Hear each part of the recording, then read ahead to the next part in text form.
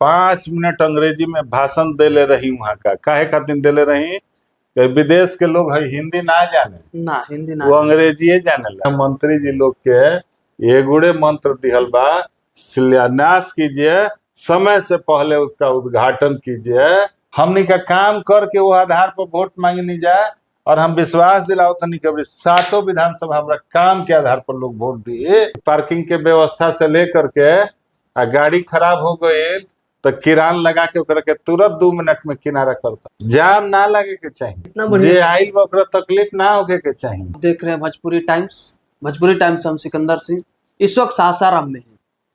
सासाराम में बीजेपी के जिला अध्यक्ष संतोष पटेल के पास हम बैठे हुए हैं। हम ये जानने की कोशिश करत बानी पहले हम बता दी कि आज हमने के भोजपुरी में इंटरव्यू करल जाए क्योंकि भैया के डिमांड रहे कि भोजपुरी टाइम्स जब चैनल के नाम बात हमने के भोजपुरी में इंटरव्यू करल जाए तो हम ही जानल चाहतनी कि मोदी जी रोहतास जिला के काराकाट विधानसभा में आवतनी तो वहाँ के का सौगात देम और उनका तैयारी कैसन चलता का जरूरत पड़ल कि काराकाट में आवे के पड़ल। कहीं ऐसा तो नहीं हो सकता है कि यहाँ के जो स्थानीय जो 6-7 विधानसभा है वहां पर एक भी विधायक और 2 सांसद विधान से लोकसभा सीट है वहां पर एक भी सांसद नहीं है। इसी की वजह से और चुनाव की रणनीति बनाने के लिए तो नहीं आ रहे। तो भैया स्वागत है हमारे चैनल भोजपुरी टाइम्स में। जरूर स्वागत हुआ। नरेंद्र मोदी जी ऑपरेशन सिंदूर के बाद पूरे भारत भर में पहला बार आवतनी काराकाट विधानसभा रोहतास जिला के क्या क्या सौगात देंगे क्या जरूरत पड़ा कि काराकाट आना पड़ा? देखिए जरूरत नहीं है। मोदी जी केवल चुनावी सभा नहीं करते हैं। भोजपुरी बात कर ले ठीक बा एगो चीज बता दे तनी। हाँ बताइए। मोदी जी खाली चुनाव में प्रचार ना करेला ना जैसे पहले कांग्रेस लोग क्या करत रहे आचार संहिता लग जाते रहे तो चल देते रहे लोग जनता भी हाँ प्रचार करने के हम भी प्रचार करे जाते रहे। अब मोदी जी 365 दिन देश से विदेश सबके बीच में रहलन उपलब्ध रहलन वहां भी रही हम तो उनका फिक्र अपना हिंदुस्तान के रहेला। हाँ ये तभी देखने को मिल पहलगाम में हत्या कैलसन तो अरब से तुरंत वहां का लौटे नहीं। हाँ अपन कार्य छोड़ के मधुबनी में सभा रहुए कोनो प्रायोजित तो सभा ना रहुए लोग कहत रहन कि मोदी कुछ बोलत नहीं हम मधुबनी में आके का बोलन कि पताल में रहियन जब तक होना चाहिए पताल में रहियन तब वो उनकरा हिसाब देवे के पड़ी उतने ना कैल पूरा विश्व कह सकत 5 मिनट अंग्रेजी में भाषण देले रही वहां का काहे खातिर देले रही कि विदेश के लोग है हिंदी ना जाने ना हिंदी ना वो अंग्रेजी जानेला तो एगो मैसेज वहां का देने आतंकवादियों को मोदी नहीं छोड़ेगा चाहे वो पताल में होगा तो भी उसको बर्बाद कर देगा। हाँ देखिए लोग बोलते बोलते में मोदी जी चुपे चुपे में गईले आए देश के एगो बेटी है सुफिया कुरैशी है लोग बड़ी बोलत रहुए धर्म से जोड़त रहुए लोग मगर वहां का कोई नहीं भारत माता की जय कहनी हर हर शंभू के नारा लगली अब पाकिस्तान के 5 मिनट मोनी के तो पलको ना खोल पहले के सन 11 गो ठिकाना समा आतंकवादी तो एजा से निकलत होइजा भागत ओइजा से निकलत ओइजा भागत और ओइजा से निकलत एजा भागत एक घंटा 10 मिनट में अपन ठिकाने बदलत कि पता ना चले पता ना कब मार दिया ना मर जाए बड़ी शेर बनत रहो जा सियार हो गए ना मोदी जी ओकरा बाद आवत रोहतास जिला में अब आवत है तो लोग कहता कि बिहार के कहे चुननी तो वहां का कोनो जगह चुन के चली ना अब आज अमेरिका जी हैं तो अमेरिका कहे खातिर गोल नहीं इंग्लैंड जी हैं तो लोग कहे कि इंग्लैंड कहे खातिर गोल नहीं ना ये सब बात नहीं है मगर हाँ रुआ कहला ही सौगात का दी हाँ रोहतास जिला के सौगात बताओ तनी बताइए।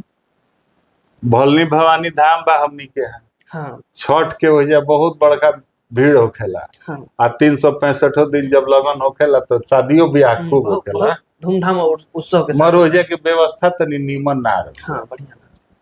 तो मंत्री जी है नहीं कल शिलान्यास करके गई। शिलान्यास में इको पार्क बन गई। तो कितना के बजट हुई? 10-15 करोड़। 10-15 करोड़ में का हुई जी? हाँ कितना? और ज्यादा के बाद सब सुनम काल। अच्छा अब किस तरीके सुन ले, यानी मोदी जी आएंगे इसे तब तो सब लोग बताते बात। खैर छोड़ी ये सब बात। हमने के यहाँ 100 करोड़ 10 करोड़ 500 करोड़ एक केंद्र में बैठल मंत्री बालन तो कहलन कि 1000 करोड़ से नीचे हम हाथे ना लगे। जैसे नितिन गडकरी जी कहलन कि बोला ना 1 लाख 1000 करोड़ के काम बढ़ुए तो कर दी। मगर काम बढ़िया होके के चाहिए, खराब हुई तो तू जनिया तोर काम जनिया, काम समय पर पूरा होके के चाहिए। तो हमने के हम मंत्री जी लोग के एगुड़े मंत्र दिहल बा, शिलान्यास कीजिए, समय से पहले उसका उद्घाटन कीजिए। ये पर हमनी के चलना। दूसर का एगो चीज बताई, केंद्र में रेलवे मंत्री वाले ऐसे ही बातचीत में हमारे साथ एक आदमी रही। हाँ। तो वहां का फोन लगौले रही तो बात ना हो पाई हुए। और वही समय फोन आयल, हम बैठा तो वहां का अपन कहनी कि है एगो कागज देले रही का हो। तो वहां कहनी कि कागज तो दे दे। वही बीच में कहनी कि एगो संतोष पटेल जी हमारे जिला अध्यक्ष हैं, भाई साहब नमस्ते करना चाहते हैं। हाँ। तो हम तो नमस्ते कहनी तो कहते नहीं कि अरे वहाँ इतना जरूरी है रुकवाना।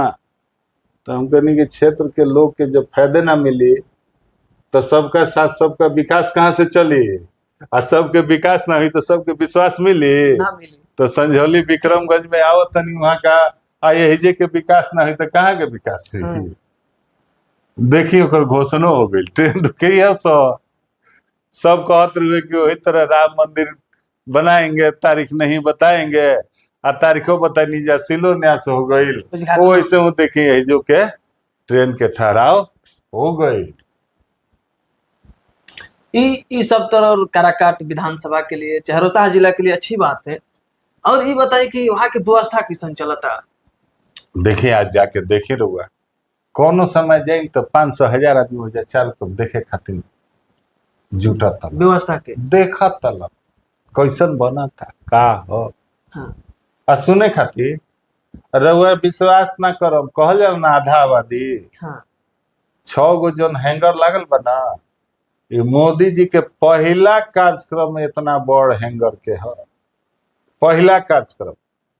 हम 6 गो 7 गो कार्यक्रम में देखले बनी, इतना बड़ा हैंगर नहीं देखले। जौन लागल बना हम विश्वास दिलाओ तनी, हमनी का तो घूमत तनी जा गाँव गए ना, आधा आबादी से वो आधा भरल रही, आधा भरल रही, खाली आधा आबादी से रुआ। एक से अंदाज लगा ली कि गांव में रहे वाला जनता के कितना विश्वास मोदी जी पर बढ़ल बा। वही विश्वास के नतीजा बा जब तो हमनी के चिंता होता कि भाई इतना भीड़ आवता। हाँ। तो अतिथि देवो भव होखेला है। हमारा बिहार का और हमारे देश का परंपरा है ना। तो जे आए ओकरा तकलीफ ना होके के चाहिए, तकलीफ ना होके ताज ओकरा खातिर हमनी का युवा मोर्चा के लगा देल बन जाए। हाँ। पार्किंग के व्यवस्था से लेकर के आ गाड़ी खराब हो गई तो किरान लगा के ओकरा के तुरंत 2 मिनट में किनारा करता, जाम ना लगे के चाहिए। इतना बढ़िया जे आइल ओकरा तकलीफ ना होके के चाहिए। पंसाला चली पानी के, कहीं रैली में ना देखलो आ देखम कितना व्यवस्थित तरीका से पानी लोग पियाई। एकरों के लोग आस्था से जोड़ देले। आस्था समझते ना? हाँ हम आस्था समझ रहे हैं, हम भी सनातन धर्म से। हाँ तो वही आस्था से जोड़ दिल बा लोग। और होड़ लागल बा कि हम पिए जगह कौन पड़ता, जगह हो के बुकिंग हो के लागल कि पहले जे गाड़ी होकर पहले हो। हाँ। जे पहले जाई वे पहले पाई। तो वैसे ही हाल बा कि जे पहले आई वो पहले सीट पाई। तो हम सब लोग से हाथ जोड़ के अपील करतनी कि रउआ सब घर से 6 बजे चल देम जा, उतरम जा, कोई के आधा किलोमीटर, कोई के 1.25 किलोमीटर के अंदर में ही वहां पहुंचे के व्यवस्था। राउत पार्किंग के पास उतरम, एकरा से ज्यादा दूरी रउआ तय नहीं करे के, और जाई आराम से कुर्सी पर बैठे। ये चलते कि उतना दूर से रउआ चल के आयल बनी, मोदी जी के देखे खातिर आइल बनी, सुने खातिर आइल बनी, तो रउआ सब 9 बजे तक अपन जगह एकदम आ करके धर ली जा। और आजकल भोरे तो आनंद नहीं आवता चले में, दोपहरिया में गाँव हो तो जाई। 8 बजे के बाद लेट करम, कहीं ओनिए जाम में फंस जाई, कहीं पता चलल कि ला मोदी जी आके चल गइलन, हम देखियो न पैनिया, सुनियो न पैनिया। अच्छा तो ये चलते हाथ जोड़ के कहतनी, घर से 6 बजे निकल जाइन जा। एक दिन घरे के खाए तनी सवेरे ही बन जाई, का दिक्कत बा। मगर आई जा, आई जाते विश्वास से आई जा कि मोदी जी के सुने आइल बन तो सुन के जाई। अच्छा, इस विश्वास के साथ कैसे कह सकते हैं कि गांव के आधा आबादी आ रहे हैं, जबकि हमारे रोहतास जिला में 7 विधानसभा, 2 लोकसभा सीट है, ना यहाँ पर एक सांसद है, ना एक भी विधायक जीते हैं। 2020 में भी विधायक सारे हार गए, और 25 से 24 में चुनाव हुआ, उसमें 2 लोकसभा था, वहां पर दोनों का सुपड़ा साफ हो गया। तो इसको कैसे कह सकते हैं कि लोग आएंगे? देखिए, ये कोहे कहे के बात बा, ठीक बा। हाँ। हम कार्यकर्ता हैं, हम जिला अध्यक्ष, 9 जनवरी के बनल रही तो का कहले रही, 7 सीट एनडीए के झोली में डाल कहले रही। हाँ। तो कह के हम भुलाइल नहीं की ना 9 जनवरी से हम पार्टी खातिर कार्यालय पर भी बैठे ना, गांव में भी जाइना, ब्लॉक पर भी जाइना, जिला में हमारा दौरा भी चलत रहला, पार्टी के संगठन के काम भी चलत रहला। हमने के गठबंधन के जितना जिला अध्यक्ष बनी जा ना, हाँ। पहले एक जगह ना बैठत रही जा, अब एक जगह बैठे, अब एक जगह बैठे नहीं जा। हमनी का सब कोई एक दूसरा के चिन्हत नहीं जा, हाँ। और सब जानकारियों रखत नहीं जा, केने काम करे के बा, केने नहीं के करे के, वो हमनी का अपना में सब बतिया के ठीक कर ले बनी जा। अब एक जगह काम होता, अरे वो सोचत नहीं कि 7 हारल बनी या 3 हारल बनी, लोकसभा ना नहीं, 2 ही है लोकसभा। 3 गो पड़ेला, एगो सासाराम हो, हाँ, एगो करा, एगो काराकाट हो, और दिनारा जौन बा ना वो बक्सर में हो। अच्छा, पहले हम अच्छा। बक्सर के प्रभारी रही, अच्छा। ठीक बा ना, तो हमें जानकारी बा, अरे वो जाने के चाहिए। हाँ। तो खैर ओकरा में दिक्कत नहीं है, मगर वही विश्वास से कहले रही। आ कल 30 तारीख के भीड़ देख के रहो अंदाज हो जाए कि 7 हम जीतम, 7 जीतम कह दिल बन ना, तो 7 जीतम। मुंह से नहीं कहत, दिल से कहतनी, ऐसे चलते कहतनी कि 30 तारीख के भीड़ रहुआ देख करके समझ जाई कि अब भाजपा से लोग के विश्वास कतना जागल बा। हाँ, गलती कोइले रहुए लोग, हाँ। तनका गलती होइल बा, और विरोधिया बाला सन ना, हाँ। तो हमनी का संविधान खतरा में कह दिया सन। अरे हमनी के है कि भोला भाला लोग बाजी, हाँ। बहकावे में पड़ गए। मगर अब लोग अफसोस करता कि ना, मोदी सिंदूर के बदला ऐसे ले सकता तो कुछो के चीज दे सकता। अच्छा, हम एक और सवाल, आखिरी सवाल करना चाहेंगे। आपने बोला कि हम 7 जीतेंगे, हाँ। लेकिन हमारा रोहतास जिला के बहुत पुराना एक इतिहास है कि जो बिहार के गद्दी पर बैठा, रोहतास जिला उसका साथ नहीं दिया है। तो क्या संदेश देना चाहते हैं? यहाँ से 7 विधायक जीत के हमारे आपका एनडीए जो है वो बिहार के गद्दी पर ना बैठे। परिवर्तन के नाम सुन ले बनी, हाँ, बहुत सुने हैं। परिवर्तन कभी ही सोचले पार्टी रही का नियम है। कि कांग्रेस उस जगह पर चल जाई? नहीं, कभी नहीं सुने थे, हैं? लेकिन मोदी जी गोइल ना, तो ये बिहार के धरती है, ये प्रयोग के धरती है, और वही प्रयोग में बताओ तनी के जे सरकारों हमार बनी, आ 7 विधानों सभा जीता, और जौन हल्ला करत हल ना, हैं, अरे वो सब खूब चोंगा लगा के पूछत नहीं जा। अरे परिवार के बात बा, परिवार में उन्हें समझ जा, हमनी के का मतलब है, हमनी से विकास के बात बतियाई जा, हमनी का विकास के बात करिए। जनता वोट दी कि ना दी, ये को हमनी के काम नहीं खे। हमनी का काम करके वो आधार पर वोट मांगे नहीं जाए, और हम विश्वास दिलाओ तनी कभी 7 विधानसभा हमरा काम के आधार पर लोग वोट दिए। ऐसा लोग में चर्चा बा, लोगे कहता, अब हमनी का नहीं जा। एक और सवाल, तेजस्वी यादव का कल बेटा हुआ है, उसको बधाई देना चाहेंगे? अरे भाई, बेटा हुआ है तो ये कौन बुराई की बात बा, बियाह होइल बा तो बेटा होके के चाहिए ना। तो उनकर बेटा आइल बा, तो राजनीति में उनकरा नियन ना होके के चाहिए, तो नियमन होको, सनातनी होको, भगवा से परहेज या तनी तिलक से परहेज ना करो बस। तेजस्वी जी के लड़का हो बा, हाँ।